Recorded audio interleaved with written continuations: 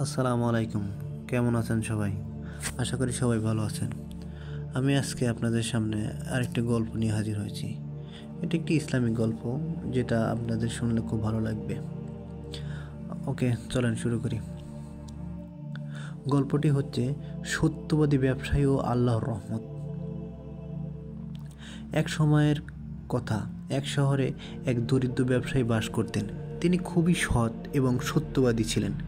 যদিও তার ব্যবসা খুব বড় ছিল না, কিন্তু কখনো মাপে কম দিত না, মিথ্যা বলতো না, আর সবসময় ন্যায্য দামে পণ্য বিক্রি করতেন।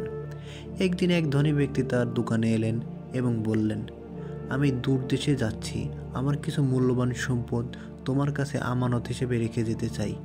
ব্যবসায়ী রাজি হলেন এবং সততার সঙ্গে সম্পত্তি সংরক্ষণ করলেন। অনেক বছর পর সেই ধনী ব্যক্তি ফিরে এলেন এবং তার সম্পদ চাইল। ব্যবসায়ী আনন্দের সাথে সম্পদটি ফিরিয়ে দিলেন। ধনী ব্যক্তি অবাক হয়ে বললেন, আমি তো ভাবিনি তুমি এত বছর পর আমার জিনিসটি সততার সঙ্গে রেখে দিবে। ব্যবসায়ী হাসলেন এবং বললেন, আমি তো শুধু মানুষের নয়, আল্লাহর আমানতও রক্ষা করি। তিনি আমাকে যা দিয়েছেন তাতে বরকত রেখেছেন। ধনী ব্যক্তি এতটাই মুগ্ধ হলেন যে ব্যবসায়ীকে অনেক উপহার দিলেন এবং বললেন, সততার কারণে আল্লাহ তোমাকে আরও উন্নত দান করুক।